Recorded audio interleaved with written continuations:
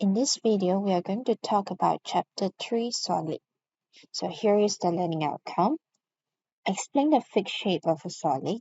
Apply kinetic energy concept to explain the following process: freezing, melting, sublimation, deposition. To differentiate between amorphous and crystalline solid, state the following types of crystalline solid with appropriate examples: for metallic, for ionic, for molecular covalent, and also giant covalent solid. So first of all, the property of solid. Solid has a very high density.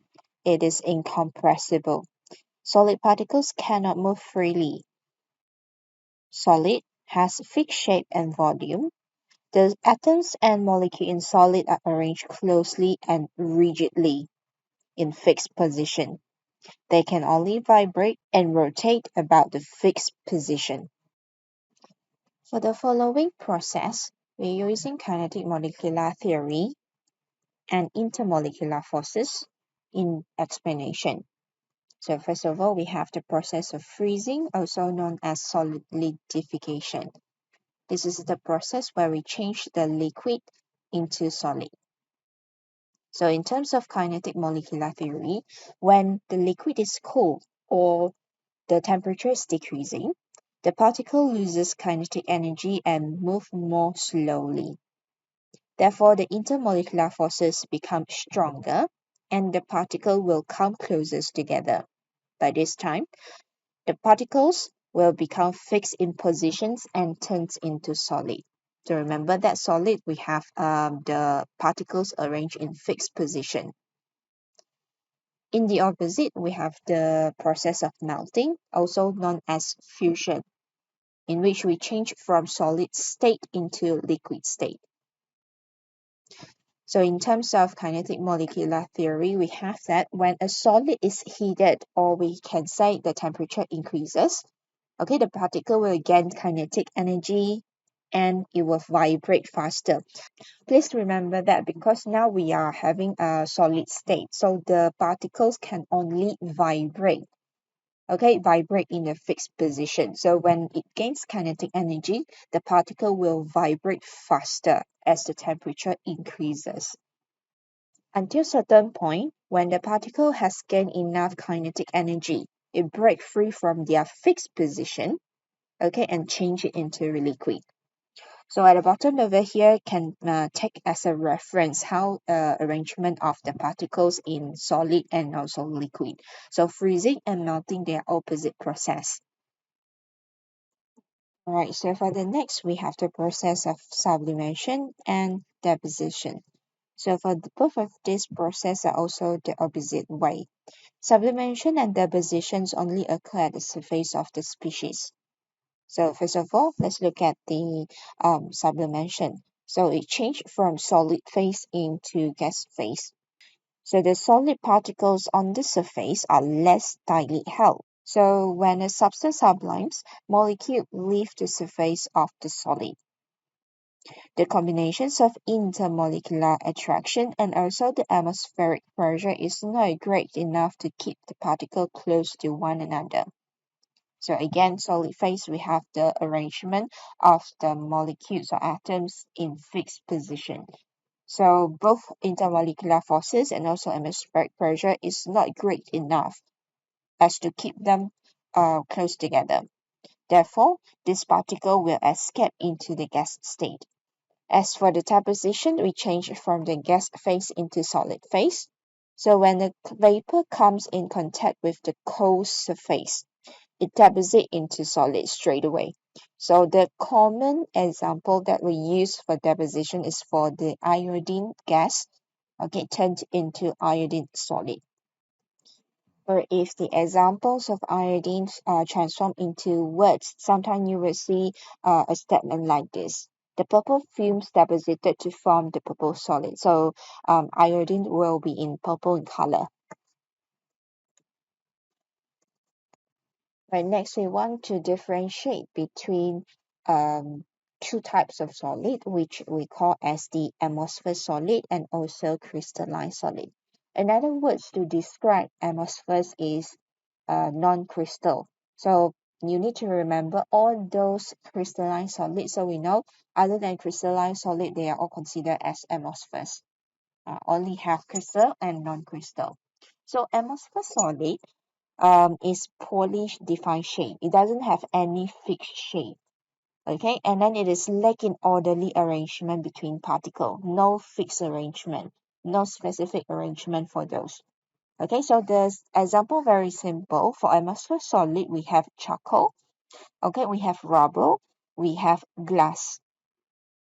Whereas for crystalline solid, the words crystalline itself has already indicated that they have the well-defined shape. And all those particles inside crystalline solid are arranged in order. Okay, they have fixed pattern, they have fixed shape. So over here, you will have four types of this crystalline solid. They are the metallic solid. For example, sodium, iron, copper, and then ionic solid, whatever ionic salt that you have got, sodium chloride, calcium fluoride, potassium sulfide, okay, all those ionic solid are crystalline solid. Also, we will have the molecular covalent solid, the simple covalent solid. There's a corrections over here. Yeah, put a carbon dioxide over here, CO2, the dry ice that we have. Okay, so CO2 is a simple covalent structure. It is considered as a crystalline solid. Okay, and then H2O, the ice, H2O solid is also considered as one of the crystalline solid. And last one over here, we have our very popular giant covalent structure. So over here, the example for giant covalent structure, we have our diamond, we have silicon dioxide. Alright, so let's just look further into each of the type of crystalline solid. And before that, we need to know what it means by lattice point. So lattice points refer to the points or corner where your atoms, ion, or molecule are placed. So you will further look into which one refer to the lattice point in each of the crystalline solid. So first, the metallic solid. So in the metallic solid, the lattice point is where you draw your metal atoms or metal ion. So for example, if you look at the example given down below here, we have magnesium metal. So all this magnesium ion, the Mg2 plus, are your lattice point. Okay, so if we use another example, say we want the metal potassium. Okay, so potassium is from group 1. When it releases the valence electron, you're producing potassium ion K+. Okay, so whenever you draw this K positive, you are actually drawing the lattice point of the metallic solid. So remember that each of your potassium releasing one electron, so you're forming this sea of delocalized electron. Okay, so all of this is your lattice point. Okay, so the properties of metal before this you have already encountered, so we still go through with the points over here. So metallic solid has a very strong metallic bond, good heat and electricity conductor due to the free moving electron C, or due to the delocalized electron. Malleable or ductile is some of the properties that we have encountered. So of course, all the metals are considered as the metallic solid and is under the type of crystalline solid.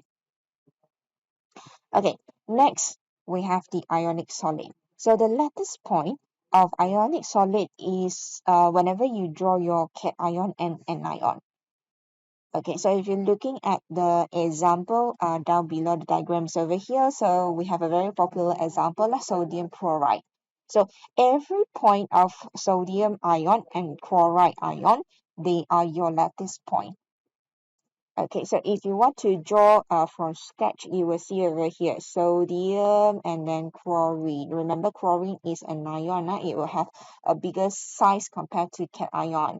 And then you have your sodium, and then you have your chloride, and so on. So this one will be your chloride, and then you have sodium, and so on. So when you draw you draw the structures of this ionic solid, so all of this circle that you have drawn is your lattice point. Ionic solid, normally they will have a strong electrostatic forces, or also known as the ionic bond or electrovalent bond. Okay, they usually have a very poor conductivity of heat and electricity in solid state, but they are able to conduct heat and electricity in molten state or in aqueous solution. Okay, because it is required to have this free moving ion to conduct the heat and also electricity.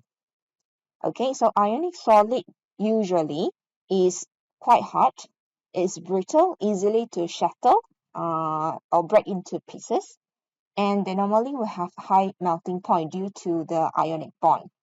And the example is any ionic salt that you can think of.